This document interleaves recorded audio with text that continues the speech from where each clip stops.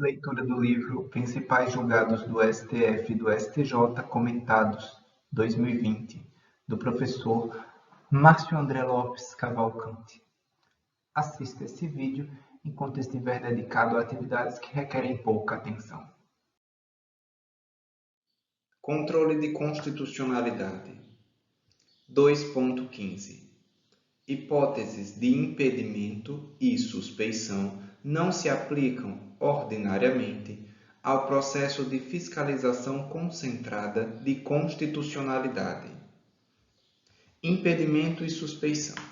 As causas de impedimento e suspeição no processo civil estão previstas, respectivamente, nos artigos 144 e 145 do CPC. Vejamos as principais diferenças entre elas. No impedimento, as causas são objetivas, ou seja, não deixam margem para subjetividade.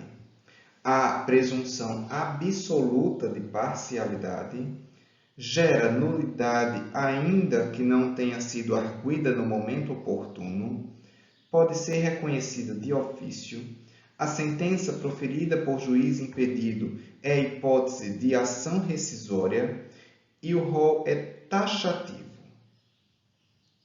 A seguir, a lista dos momentos, dos fatos em que o juiz é impedido, ou seja, é vedado exercer suas funções no processo. Inciso 1. Em que já participou como mandatário da parte, perito, membro do Ministério Público ou testemunha. 2. Se já atuou como julgador em outro grau de jurisdição, tendo proferido decisão. 3. Se o seu cônjuge, companheiro ou parente até terceiro grau estiver postulando como defensor público, advogado ou membro do MP. 4. Quando ele próprio, seu cônjuge, companheiro ou parente até terceiro grau for parte no processo. 5. Quando for sócio ou membro de direção ou de administração de pessoa jurídica parte no processo. 6. Quando for herdeiro presuntivo, donatário ou empregador de qualquer das partes. 7. Em que figure como parte instituição de ensino com a qual tenha relação de emprego ou decorrente de contrato de prestação de serviços. 8. Em que a parte seja cliente do escritório de advocacia de seu cônjuge ou companheiro ou parente até terceiro grau. Isso vale mesmo que neste processo o cliente esteja sendo patrocinado por advogado de outro escritório. 9. Quando promover ação contra a parte ou seu advogado. As hipóteses de impedimento e suspeição são aplicáveis aos ministros do STF? Em regra, sim. O tema é, inclusive, tratado nos artigos 277 a 287 do Regimento Interno do STF. Veja alguns dos dispositivos. Artigo 277. Os ministros declarar-se-ão impedidos ou suspeitos nos casos previstos em lei. Artigo 278. A suspeição será arguida perante o presidente ou o vice-presidente, se aquele for o recusado. Parágrafo único. A petição será instruída com os documentos comprobatórios da arguição e o rol de testemunhas. Artigo 279. A suspeição do relator poderá ser suscitada até 5 dias após a distribuição. A do revisor, em igual prazo após a conclusão dos autos, e a dos demais ministros até o início do julgamento. Exceção número 1.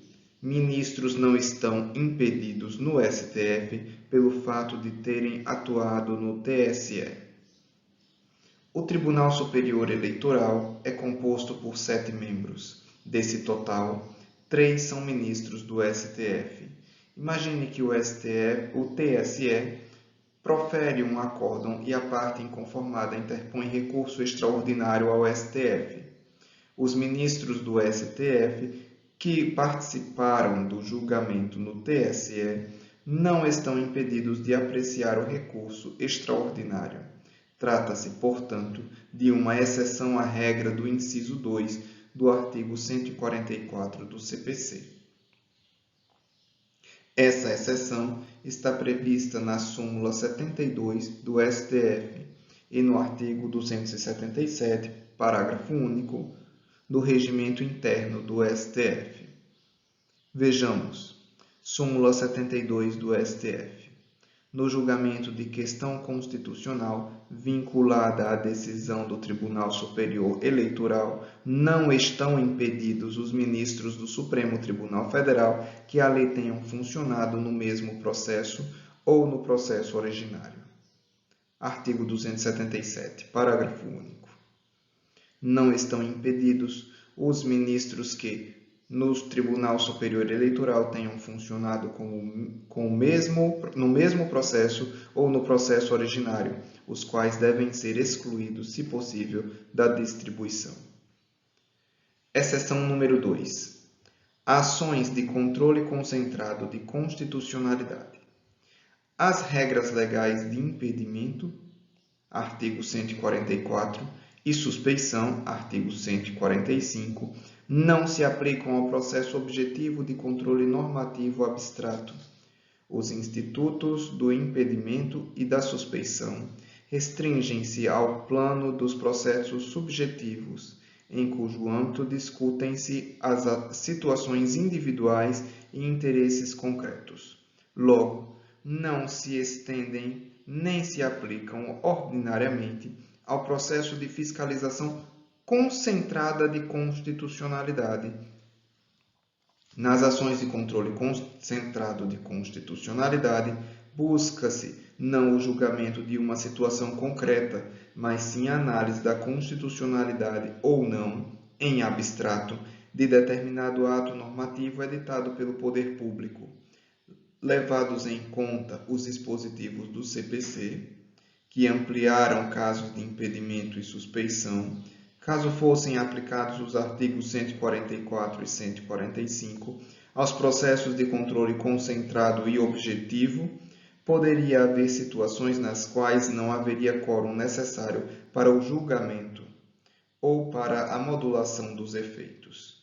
Vale ressaltar, contudo, que nada impede que o próprio ministro não se sinta à vontade para julgar a causa e, neste caso, invoque sua suspeição por razões de foro íntimo, conforme artigo 135, parágrafo único do CPC, como fundamento legítimo para autorizar o seu afastamento e consequente não participação.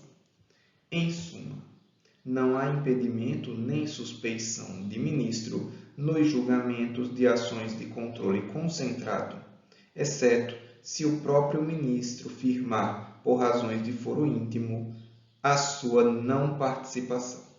Plenário do STF, ADI 6.362, ministro relator Ricardo Lewandowski.